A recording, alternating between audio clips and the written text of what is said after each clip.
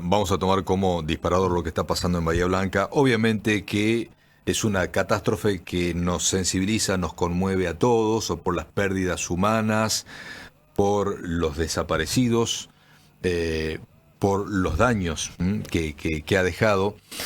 Pero también quiero consultarle algunos aspectos de lo que nos está pasando al licenciado Gustavo Marangoni, que lo tengo en línea y como siempre le agradecemos estos minutos para todo Santiago del Estero. ¿Cómo le va, licenciado? ¿Cómo está? Buen miércoles.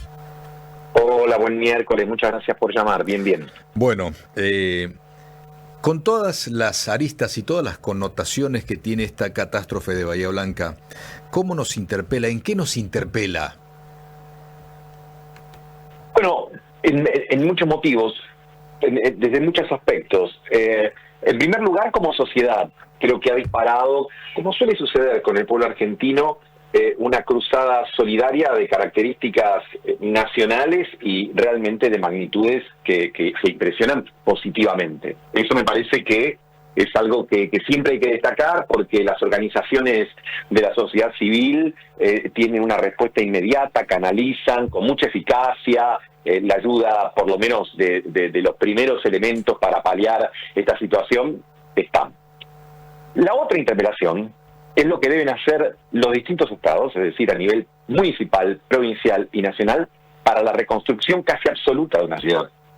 Esto ya demanda un análisis más exigente. ¿Por qué? Porque, bueno, una cuestión es organizar la logística para que llegue agua potable, lavandina, ropa, que es lo que está sucediendo en estos días. Pero lo otro tiene que ver con la reconstrucción de puentes, de vías férreas, de caminos, de buena parte de la estructura vial, de las avenidas y de las calles de Bahía Blanca, de todo lo que ha sido destruido por este fenómeno natural. Y eso no es algo que se pueda hacer sin el concurso del Estado. Y allí ya hemos visto en estos días las primeras discusiones, diferencias de criterio. El gobierno nacional te dice es un tema primero del municipio, después de la provincia, después veremos. Pero casos análogos, por ejemplo el de Valencia, la ciudad española, que un poco tiempo atrás también tuvo una tragedia de características enormes, bueno, fue realizada con el concurso, fue reconstruida con el concurso también del sector público.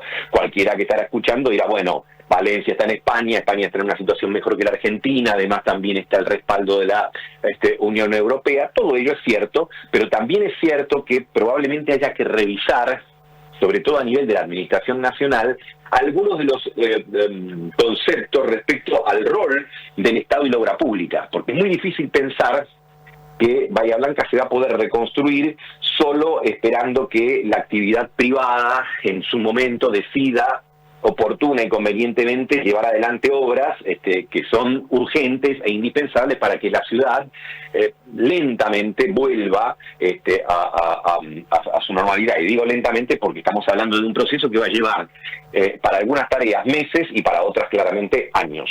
Uh-huh. Bueno, y también ha dado pie, obviamente, aún en este contexto tan dramático, para la miseria política, ¿no? Siempre, ¿no? Siempre aparece la disputa política. En realidad, a veces en las reuniones familiares o con la gente que no se involucra naturalmente en la política dice, bueno, pero con la salud no hay que hacer política, con la seguridad no hay que hacer política, con las tragedias no hay que hacer política. Pero la verdad es que se hace política con todo. A veces se la hace de maneras más o menos estilizadas, con ciertas normas prudenciales, y a veces lisa y llanamente para que se note, ¿no? Entonces hemos visto que en Bahía Blanca, el primer día, el segundo, hubo imágenes que eran, me parece, positivas, donde autoridades del gobierno nacional y provincial que venían realmente tirándose con munición gruesa en el marco de otras diferencias y también en el marco de la campaña electoral, bueno, se mostraron juntas, unidas, porque Nación tiene que poner, por ejemplo, todo lo que hace a la logística de las Fuerzas Armadas, camiones, botes, pontones para poner puentes transitorios, etcétera, y la provincia y el municipio lo suyo. Sabemos que la provincia y el municipio responden a Unión por la Patria, la Nación claramente a la Libertad Avanza. Pero eso empezó a colarse luego con una serie de mensajes cruzados, a veces más elípticos, algunos hablando de que esto era consecuencia del cambio global, criticando entonces la posición del gobierno nacional respecto de esta cuestión a nivel de foros internacionales, el gobierno nacional señalando críticas respecto del kirchnerismo y obviamente que vemos entonces la confirmación de que todo es politizable y que sobre todo en un año electoral va a ser muy difícil abstraerse de todas estas cuestiones que hacen a incentivar mucho más la competencia que la cooperación, ¿no? Lo llevo a otro tema. ¿Hay un antes y un después del caso Crypto? Creo que sí. A ver, en alguna conversación anterior habíamos mencionado que el caso Crypto había raspado al presidente, pero no lo había lastimado severamente, que eso dependería, dijimos, de la evolución en el tiempo. Una evolución que se bifurca. Por un lado, estamos hablando de la evolución en materia jurídica, de lo que vaya sucediendo en los tribunales argentinos y en Estados Unidos. Y la otra es respecto de la evolución del capital político del presidente y del gobierno en términos de opinión pública. Sí. Hay una ley que, por supuesto, no es escrita, pero la justicia, por lo menos la de nuestro país, avanza siempre a la par del capital político de los gobiernos de turno.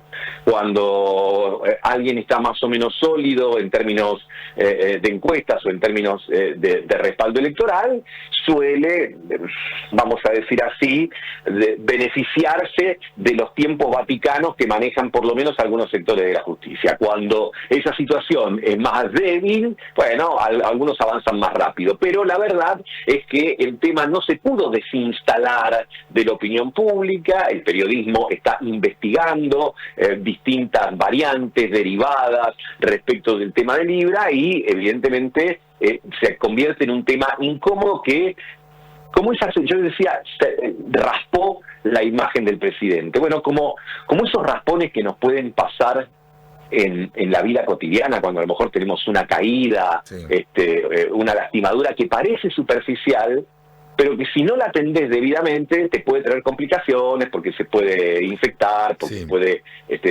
generar otro tipo de consecuencias, ¿no? Entonces, este raspón evidentemente va a tener que ser muy atendido por parte del gobierno para ver si se lo puede aislar y evitar que tenga otras consecuencias, pero por supuesto que no todo depende del gobierno. El gobierno tendrá que poner probablemente una narrativa distinta, porque cuando el presidente se manifestó al respecto, en realidad no apareció como un hábil declarante. Sus exposiciones al respecto y sus contradicciones, idas y vueltas, creo que sugerían un cambio en la estructura discursiva del gobierno, quizás aislando al presidente de las explicaciones y poniendo a otros voceros que puedan llevar adelante una defensa del tema en mejores condiciones. Si consiguen número en diputados, hoy va a haber sesión y entre los temas está esta comisión que quiere investigar lo que pasó con el escándalo Crypto. ¿Cómo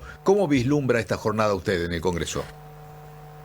Bueno, servirá para medir, como se dice siempre, ¿no? ¿Cuántos pares son tres botas?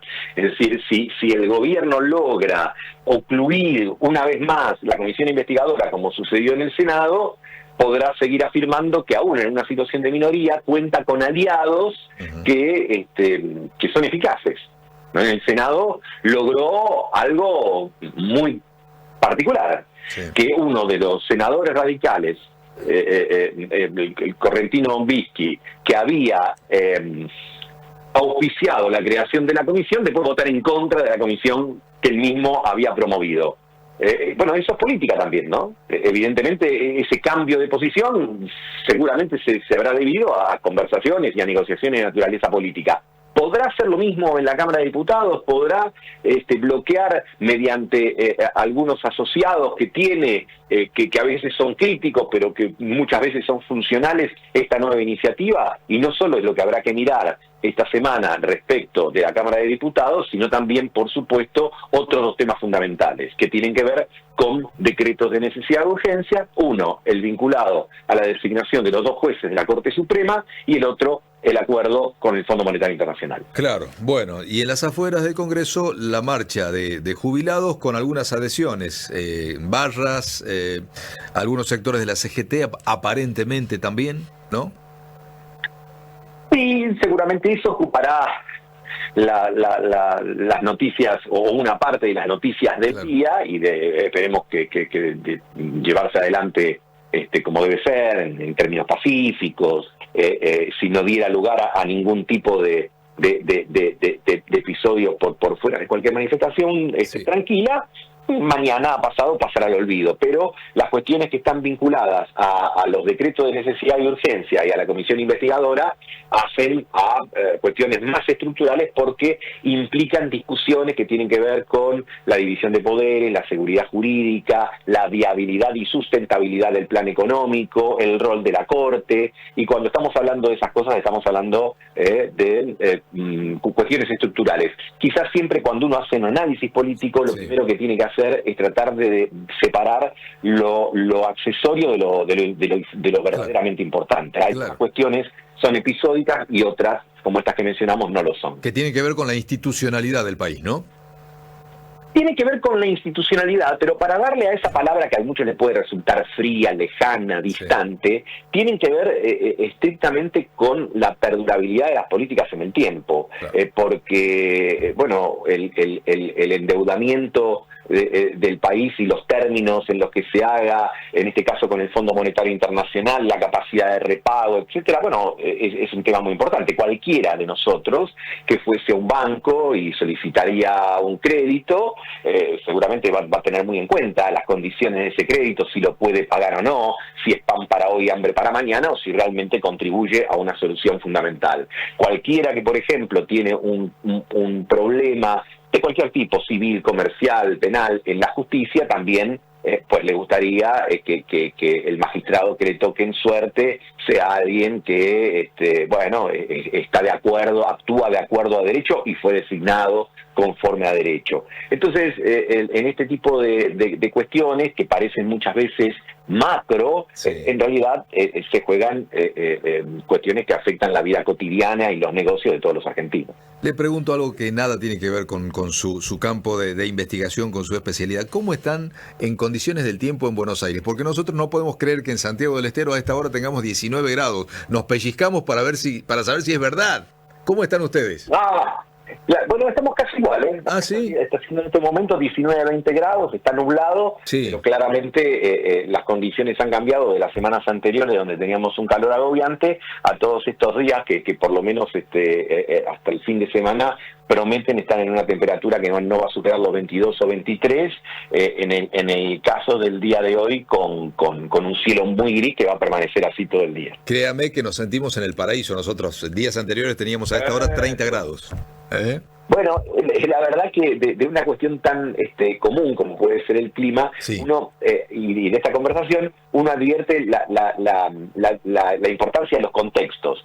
20 grados en marzo en Buenos Aires no es lo mismo que 20 grados en Santiago del Estero. De ninguna manera. Cada uno lo valora de manera distinta porque hay un contexto, hay una historia, hay una determinada serie de condiciones. Con la política y la economía pasa lo mismo. Los contextos de alguna manera nos ayudan mejor a entender los textos que cada uno maneja. Le mandamos un gran abrazo desde Santiago del Estero. Y lo mismo hago yo. Un fuerte abrazo para ustedes. Que esté muy bien. Hasta luego. Hasta cualquier momento. El licenciado Gustavo Marangoni con nosotros, su análisis, su perspectiva de lo que pasa en la escena política, institucional, económica y social del país. Aquí estamos, señor Guillermo Guillegol Fernández, casi 10 menos 10. Bueno, con mucha gente que